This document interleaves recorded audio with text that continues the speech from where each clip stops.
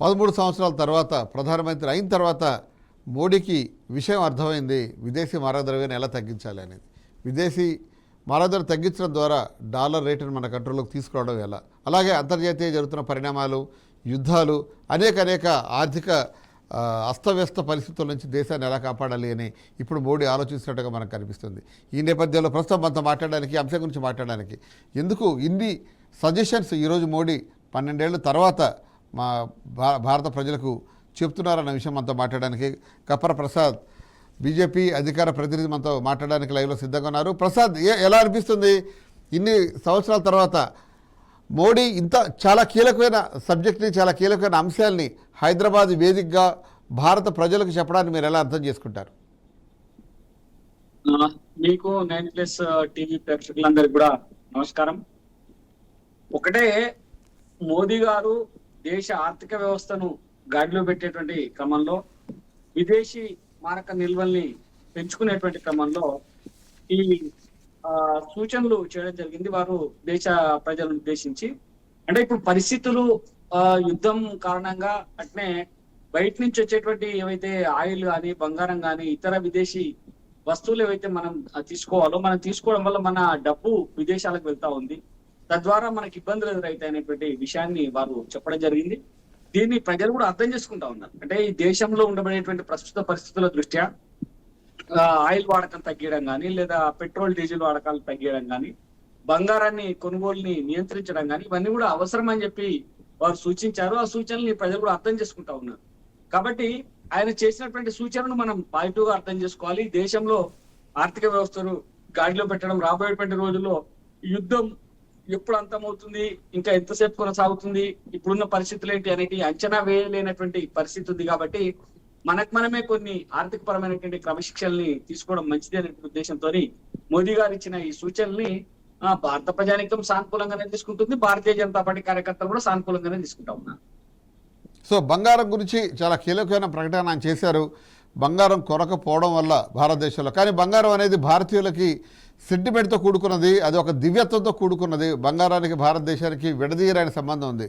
భారతదేశంలో నార్త్ కంటే south India ఎక్కువగా బంగారాన్ని కూడబెడుతుంటుంది. ఇంటిల 10 బంగారం రేషియో చూసుకుంటే భారతదేశంలో ఉన్న ఇంటిల 10 బంగారంలో తమిళనాడులో 28% బంగారం తమిళనాడు రాష్ట్రంలో ఇళ్లలో ఉంటుందన్న కఠోరమైన వాస్తవాన్ని గమనించారు. పోయిన నెల 16వ తేదీ కూడా గవర్నమెంట్ ఆఫ్ ఇండియా ఒక స్పష్టమైన రూలింగ్ ఇచ్చింది. ఇంపోర్ట్ అవుతున్న బంగారానికి సంబంధించి కొన్ని ప్రైవేట్ బ్యాంకులు కూడా బంగారాన్ని ఇంపోర్ట్ చేసుకోవడానికి పర్మిషన్ ఇచ్చింది. దాదాపుగా 15 ప్రైవేట్ బ్యాంకులు నాకు గుర్తుండి. సో బంగారం అనేది ఇంపోర్ట్ చేయడానికి ప్రభుత్వం పర్మిషన్స్ ఇస్తూనే బంగారం కొనకూడదు అంటూ రూల్స్ పెట్టడం ఎంతవరకు సభని మీరు అనుకుంటున్నారు? నాకు ఒకటి అర్థం కాలేదు. ఇది రూల్ కాదండి, సూచన చేశారు. నాకు తెలిసినంత మట్టు కొనొద్దు అని చెప్పి కంపల్సరీ రూల్ ఏం తెలియదు, సూచించారు వాళ్ళు. సూచనలు చేశారు అంటున్నారు. Thank you. మీరు బంగారం వ్యాపారంలో ఉన్నారు కాబట్టి బంగారానికి సంబంధించిన అంశం గురించి మీతో మాట్లాడే ప్రయత్నం మేము ఈసారి చేసాం. దీంతోపాటు అనేక అంశాల గురించి ఆయన మాట్లాడారు. ప్రసాద్, మీరు చెప్పండి, ఇప్పుడు వర్క్ ఫ్రమ్ హోమ్ గురించి కూడా ప్రధాని మాట్లాడారు. అంటే ఒక్కొక్క అంశం మాట్లాడదాం. మొత్తం 7 అంశాలు మాట్లాడితే, ఒకటి బంగారము, రెండోది వర్క్ ఫ్రమ్ హోమ్. అంటే వర్క్ ఫ్రమ్ హోమ్ చేయాలి అని మోడీ సూచన చేశారు. ఇవన్నీ సూచనలు, ఇవన్నీ ఆర్డర్లు కాదు. ఆర్డర్లు వేరు, సూచనలు వేరు. కానీ ఇవన్నీ వీటన్నిటి వెనక ఏదో ఒక ప్రత్యేకమైన కారణం ఉంటుంది. లేకపోతే మోడీ లాంటి వ్యక్తి ఈ అంశాల గురించి ఈరోజు అలర్ట్ చేయరు అనేది సమాజం అనుకుంటుంది, మీలాంటి నాలాంటి వాళ్ళు అనుకుంటున్నారు. అంటే ఎటువంటి ప్రమాదం ముందు పొంచి ఉంది అన్న విషయం గురించి మనకి ఇంకా ప్రస్తావన లేదు, క్లారిటీ లేదు. ఒక్కొక్కటిగా మనం చూసుకుంటే వర్క్ ఫ్రమ్ హోమ్ ఇది సాధ్యమవుతుందా? మనం పాండమిక్ టైంలో చూసాం. వర్క్ ఫ్రమ్ హోమ్ అనుకున్న టైంలో ఎంతోమంది దానిపై ఆధారపడిన వాళ్ళు చాలా గందరగోళానికి గురయ్యారు. చాలామంది ట్రాన్స్పోర్టర్స్ కానివ్వండి, అలాగే ఒక ఐటీ ఇండస్ట్రీకి సంబంధించి దాని ఎలైడ్ గ్రూప్స్ కానివ్వండి, ఎలైడ్ పీపుల్ కానివ్వండి, ఎలైడ్ ఎంప్లాయీస్ కానివ్వండి, చాలామంది బాధపడ్డారు. చాలామంది సిటీ వదిలి వెళ్ళిపోయి ఇళ్లలో కూర్చొని పనిచేశారు. దాంతో ఇక్కడ రియల్ ఎస్టేట్ కుదేలైపోయింది. ఈరోజు కూడా హైదరాబాద్లో రియల్ ఎస్టేట్ చాలా దారుణమైన స్థితిని ఎదుర్కొంటుంది. ఈ నేపథ్యంలో వర్క్ ఫ్రమ్ హోమ్ అనేది సాధ్యం అవుతుందా? మేబీ ఈరోజు సూచన కావచ్చు, రేపు అది ఆర్డర్ కావచ్చు, లేదు ఆ తర్వాత అది కంపల్సరీ కావచ్చు. ఎలా చూస్తారు ఈ విషయాన్ని మీరు? కరీం గారు, మీరు చెప్తున్న మాటలు లేదా ఇంతకుముందు బీఆర్ఎస్ ప్రతినిధి చేసినటువంటి మాటలను చూస్తా ఉంటే ఏమర్థమైతా ఉందంటే, మీరు ఏదో బాగా ప్రజల్ని రెచ్చగొట్టాలి, ప్రజలు ఏదో గందరగోళం సృష్టించాలి, ప్రజలకు మధ్యన ఏదో చేయాలనేటువంటి ఒక తపన కనబడతా ఉంది. అది కరెక్ట్ కాదండి. నీకు మోదీ గారు చేసినటువంటిది సూచన. ఈయన ఇందాక మిత్రుడు మాట్లాడిన మోదీ దిగిపోవాలి, మోదీ దిగిపోతే కేసీఆర్ ఎక్కుతారా అండి ప్రధానిగా? ఇప్పుడు ఏం చెప్పాలనుకుంటున్నాడు ఆయన? మోదీ దిగిపోవాలా, మోదీ దిగిపోతాడు, ఎవరు ఎక్కుతారు? ఈ బీఆర్ఎస్ పార్టీ ఏమి రాజ్యం వెళ్ళదు కదా. అంటే ఇక్కడనే అర్థమైతా ఉంది బీఆర్ఎస్ కాంగ్రెస్ కుట్ర పన్నుతా ఉన్నాయి, ఒకటైతా ఉన్నాయి అన్నది. నేను ఒకటే చెప్తాను, మోదీ గారు ఒక ఇంటి పెద్దలాగా మా ఇంట్లో ఖర్చులు పెరుగుతా ఉన్నాయి, ఆదాయం తగ్గేటువంటి అవకాశం ఉన్నప్పుడు ఖర్చులు తగ్గించుకోమని చెప్తాం. అలా పెద్ద తప్పేముంది? అంతకుముందు ఇందిరాగాంధీ చెప్పింది, అంతకుముందు చైనా వారప్పుడు అప్పటి ప్రధాని అయితే ఒక పూట భోజనం మానేయండి వారంలో అని చెప్పారు. అంత మాత్రాన దేశం దివాలా తీసినట్టు, ప్రధానమంత్రి ఇబ్బందులు పడ్డట్టు మొత్తం రాజీనామా చేయాలని కాదు కదా. ఇలాంటి సందర్భాలలో దేశానికి బయట జరుగుతున్నటువంటి యుద్ధం వల్ల వస్తున్నటువంటి కొన్ని పరిణామాలు, ఈ మన దేశానికి రావాల్సినటువంటి కొన్ని ఏవైతే బయట నుంచి రావాల్సిన ఆయిల్ సంబంధించిన అంశాలు ఉన్నాయో వాటి వల్ల కొంత ఇబ్బంది అవుతున్నప్పుడు కొన్ని జాగ్రత్తలు తీసుకోమని చెప్పారు వారు.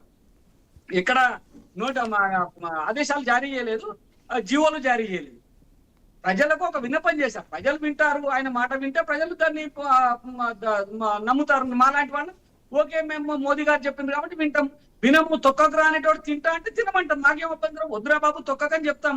లేనే తొక్కుడు కాదు నేను దాన్ని తింటా అంటే తినమంటాం, ఏమి ఇబ్బంది ఏం లేదు. తినేటోడు తింటాడు, తొక్కకు రాదు, మంచిది కాదు, అశుద్ధమని చెప్తాం అంతే తప్ప దాన్ని ఏం జీవోలు జారీ చేయలేదు. ఇంకొకటి, ఈ చిన్న అంశాన్ని పట్టుకొని మొత్తం దేశం దివాలా తీసింది, ఆగమైపోయింది, ఆర్థిక వ్యవస్థ కుప్పగూలింది. ఎవరండి ఈ మాటలన్నీ మాట్లాడుతూ ఉన్నది? ఎందుకు మాట్లాడుతున్నారు ఇట్లాంటి మాటలన్నీ? నరేంద్ర మోదీ గారు ఇప్పుడు ఈ క్షణంలో దిగిపోతే ఈ దేశాన్ని కేసీఆర్ గారు వెళ్తారా? బీఆర్ఎస్ పార్టీ చెప్పాలా? కేసీఆర్ గారు ప్రధానమంత్రి అవుతారా? ఈ రాష్ట్రాన్ని దివాలా తీయించింది బీఆర్ఎస్ పార్టీ కదా. ఈ రాష్ట్రంలో అసలు మొత్తం అప్పుల కుప్ప చేసింది బీఆర్ఎస్ పార్టీ కదా. ఇప్పుడు ఇవ్వకుండా చేసి మొత్తం అప్పులమయం చేసి మొత్తం రాష్ట్ర ప్రభుత్వ భూములన్నింటినీ అమ్మేసింది బీఆర్ఎస్ పార్టీ కదా. ఇవన్నీ ఒకదనక ఒకటి ఒక విమర్శకు సద్విమర్శ లేకపోతే ఒకటనక ఒకటి వస్తా ఉంటాయి. ప్రజలు నమ్మిరు కాబట్టి 3 సార్లు ఆయన అధికారంలోకి వచ్చిండు. ప్రజలు నమ్ముతున్నారు కాబట్టి 4వ సార్లు కూడా భారతీయ జనతా పార్టీ అధికారంలోకి రావడానికి మార్గం సుగమం అవుతా ఉన్నది.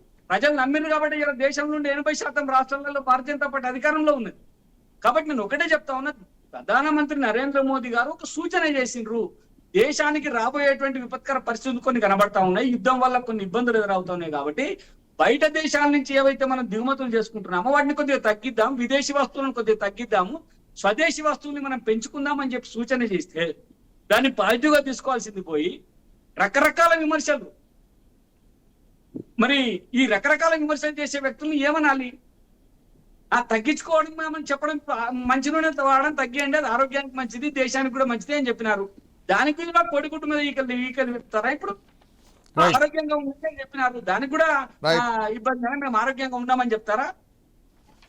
ఏదైనా ఒక దేశ హితం కోరి ఎవరైనా ఒక మంచి మాట చెప్తే ఆ మంచి మాటను స్వీకరించండి, లేదు స్వీకరించమంటే మీ ఇష్టం. ఇప్పుడు ఇప్పుడు బీఆర్ఎస్ పార్టీ వాళ్ళు ఉన్నారు, పోయి కొనండి, కిలోల కొద్ది బంగారం కొనండి, మీ పార్టీ వాళ్ళకు అందరికి సూచనలు చేయండి, పోయి బంగారం కొనుక్కోండి అని చెప్పి ఎవడదంటున్నాడండి? మిమ్మల్ని ఆపుతున్నామా మేమన్నా? ఈ దేశం సూచనగానే దీన్ని సూచనగానే చూస్తున్నారు, ఎవరు దీన్ని ఆర్డర్ అంటలేదు. కానీ ఈ సూచన వెనక ఒక అలాం అనేది ఉంటుంది అనేది ప్రపంచం అనుకుంటుంది. అంటే నా కుటుంబం ఉందండి, నా కుటుంబం ఉంది, నాకు రావాల్సినటువంటి ఆర్థిక పరిస్థితులలో నాకు నెలకు ₹1,00,000 1,50,000 నా ఆర్థిక వస్తాయి, ధరలు పెరుగుతున్నాయి, లేకపోతే ఇబ్బంది అవుతున్నప్పుడు నా కొడుకో నా బిడ్డకో చెప్తా, బాబు మనం కొద్దిగా కాపాడుకోవాలి, మనం డబ్బులు ఆదా చేసుకోవాలి, మీ ఖర్చులు తగ్గించండి అని చెప్తాను. చెప్తే మొత్తం కుటుంబం దివాలా తీసినట్టేనా? ప్రసాద్, చివరిగా ఒక ప్రశ్న, ఇవన్నీ జరిగి దేశాన్ని ఆర్థికంగా ఇంకొంత వేగాన్ని పుంజుకుంటే మనందరం ఆనందిస్తాం, అది మన దేశానికి సంబంధించిన విషయం కాబట్టి. కానీ ఈ నిర్ణయం తీసుకోవడానికి మోడీకి 12.5 సంవత్సరాలు ఎందుకు పట్టింది అనేది పెద్ద ప్రశ్న. ఇది ముందే చేస్తుంటే, ముందే అనౌన్స్ చేస్తుంటే దేశానికి ఇప్పటికీ ఎంతో సంవత్సరానికి 800 టన్నుల బంగారం, స్వామి గారు 800 టన్నుల బంగారం లెక్కన దాదాపుగా 10,000 టన్నుల బంగారం భారతదేశంలో దిగుమతి కాకుండా ఉండేది. చాలా డబ్బు, చాలా ఫారిన్ రిజర్వ్ మిగిలిపోయి ఉండేది. కానీ మోడీ అన్ని చివరిలో చేస్తుంటారు, చివరిలో మ్యాజిక్ చేస్తుంటారు. భారతీయ జనతా పార్టీ తరఫున మీరు ఒక అధికార ప్రతినిధిగా దీన్ని డెఫినెట్గా మీరు సమర్థించాలి. That's your duty. ఒక జర్నలిస్ట్గా మేము కూడా దాన్ని ప్రశ్నించాలి, అది మా డ్యూటీ. ప్రతిపక్షాలుగా వాళ్ళు మాట్లాడలేదు, వాళ్ళ డ్యూటీ. ఆర్థికవేత్తగా ఆయన కూడా తన అభిప్రాయం చెప్పాలి, దాని డ్యూటీ. మీకు ఎలా అనిపిస్తుంది? ప్రజల్లోకి ఈ విషయాన్ని మీరు ఎలా తీసుకెళ్తారు? అంటే ఇందాక ప్రొఫెసర్ కృష్ణారెడ్డి గారు స్పష్టంగా చెప్పిండ్రు, దేశం ఏ రకంగా ఉంది. ఇప్పుడు యుద్ధం వస్తుంది అని చెప్పి 12 ఏళ్ల కింద మోదీ గారికి తెలియదు కదా. యుద్ధం వస్తుంది కాబట్టి ఇబ్బంది అవుతుంది. ఇప్పుడు యుద్ధం కూడా ముగుస్తుంది అనుకుంటున్నాం. ఆ హార్మోన్ జలసంధి తెరుచుకుంటుంది అనుకుంటున్నాం. ఒకరోజు తెలుస్తున్నామంటారు, ఒకరోజు మూస్తున్నామంటారు. యుద్ధము అనిశ్చిత పరిస్థితి కనబడతా ఉంది అక్కడ. ఈ అనిశ్చిత పరిస్థితులలో వచ్చినటువంటి ఇబ్బందిని అర్థం చేసుకోవాలి దేశ ప్రజలు అని చెప్పి కోరుతా ఉన్నాం. రెండోది, మోదీ గారు ఎప్పుడు చెప్పినా ఈ దేశ ప్రజలు వింటా ఉన్నారు. మోదీ గారి మాటను విననటువంటి వాళ్ళు ఏమైపోతున్నారో నాకు తెలుసు. మోదీ గారు ఈ దేశ అభివృద్ధి కోసము, దేశ సంక్షేమం కోసము, దేశ ప్రజల యొక్క పురోభివృద్ధి కోసమే పనిచేస్తున్నటువంటి ఒక వ్యక్తి మోదీ. నిస్వార్థంగా పనిచేస్తున్నటువంటి వ్యక్తి. ఆ వ్యక్తి మోదీ యొక్క మాటల పట్ల దేశ ప్రజల గౌరవం ఉంది. దేశ ప్రజలు ఖచ్చితంగా మోదీ ఏది చెప్పినా ఈ దేశం కోసమే, మోదీ ఏది చేసినా ఈ దేశం కోసమే, మోదీ ఏది చేసినా మా ప్రజల కోసమే అని చెప్పి ప్రజలు విశ్వసిస్తా ఉన్నారు. కాబట్టి ప్రజలందరూ ఆ మాట వింటారు. ఇందాక రమేష్ గారు బంగారం వ్యాపారం అయితే స్పష్టంగా చెప్పిండు. మోదీ చెప్పింది మేము వింటాము, మాకు ఇబ్బంది అయినా సరే, నేను అదే వ్యాపారంలో ఉన్నా సరే మోదీ గారు దేశ హితం కోసం చెప్తున్నారు అంటాం. వినని వాళ్ళు కొందరు ఉంటారండి. వినని వాళ్ళను ఎవరు పట్టించుకోలేరు. వినని వాళ్ళు వినరు. వాళ్ళని పోయి ప్రజలకు చెప్పమంటా ఉన్నాం. ప్రజల దగ్గరికి పోండి, మీకు అవకాశం ఉంది, ప్రజల దగ్గరికి పోండి, చెప్పండి. ఇప్పటిదాకా చెప్పిండ్రు, 12 ఏళ్ళ నుంచి చెప్పిండ్రు. అయినా 3 సార్లు మాకు అధికారం ఇచ్చిండ్రు. మాకు మొదలు మేము 300 పైచిలకు స్థానాలు గెలిచినప్పుడు మాది ఎన్డీఏ ప్రభుత్వమే. రెండోసారి గెలిచినప్పుడు మాది ఎన్డీఏ ప్రభుత్వమే. మూడోసారి మాది ఎన్డీఏ ప్రభుత్వమే. మేము పోయిన తర్వాత మాకు బయట నుంచి వచ్చి సపోర్ట్ చేయలే. మా కమలం పువ్వు గుర్తు, సైకిల్ గుర్తు, తర్వాత గాజు గ్లాస్ గుర్తు కలిసి పోటీ చేసినటువంటి విషయాన్ని గుర్తు చేసుకోవాలి. మేము ఎన్డీఏగా పోటీ చేసినాం, ఎన్డీఏగా ప్రభుత్వంలో ఉన్నాం. కాబట్టి మాకు ఎక్కువ సీట్లు వచ్చినంత మాత్రం మా ఎన్డీఏ మిత్రులను వదులుకోలేము. మేము ఎక్కువ సీట్లు వచ్చినా తక్కువ సీట్లు వచ్చినా ఎన్డీఏ ప్రభుత్వానే 3 సార్లు ఈ దేశాన్ని పాలించింది ఎన్డీఏ ప్రభుత్వమే. రాబోయే 4వ సారి కూడా పాలించేది ఎన్డీఏ ప్రభుత్వమే ఖచ్చితంగా. ఇప్పుడు విదేశీ మారక నిల్వలకు, మన దేశంలో ఉండేటువంటి ఆర్థిక సంక్షోభానికి అర్థం తెలవకుండా మాట్లాడితే ఏం చెప్తామండి? ఈ దేశంలో ఒకసారి ఏదైనా జరిగిందంటే, ఏదైనా ఇబ్బంది జరిగిందంటే ఆ ఇబ్బందిని ఎట్లా పరిష్కరించుకోవాలి అని చెప్పి దేశ స్థాయిలో ఆలోచన చేస్తూ ఉంటారు. గతంలో మన లాల్ బహదూర్ శాస్త్రి గారు యుద్ధం జరిగినప్పుడు లాల్ బహదూర్ శాస్త్రి గారు అప్పుడు కరువు వస్తుంది, ఇబ్బంది వస్తుంది కాబట్టి ఒక పూట భోజనం మానేయండి అని చెప్పింది. అన్నంత మాత్రాన ప్రజల్ని ఆయన ఇబ్బంది పెట్టట, లేకపోతే భోజనం మానేయమని చెప్పి ఇబ్బంది దేశాన్ని దోచుకున్నట్ట. దాని తర్వాత ఇందిరాగాంధీ గారు చెప్పినారు. దాని తర్వాత వచ్చేటువంటి సంక్షోభాల దృష్ట్యా ప్రతి ఒక్క ఈ దేశాన్ని ఏలేటువంటి నాయకులు కొన్ని సూచనలు చేస్తారు. వాటిని పాటించాల్సినటువంటి అవసరం ఉంటుంది తప్ప వితండ వాదం చేసుకొని మేమే ఎందుకు పాటించాలంటే అది మీ ఇష్టం. మీరు పోండి, ప్రజలకు పోండి. మోదీ చెప్పేది అబద్ధం, అందరు బంగారం కొనండి చెప్పండి. ఎవడొద్దంటున్నాడు? బండి కట్టుకొని తిరగండి, ఎవడొద్దంటున్నాడు? ఈ దేశ ప్రజల హితం కోరి చేసేటువంటి మోడీ ఏ వ్యాఖ్య చేసినా, ఏ పని చేసినా, ఆయన ఏది చేసినా దేశం కోసమే, దేశ హితం కోసమే. కాబట్టి దాని పాలిటిక్స్ వైపు వెళ్ళొద్దు.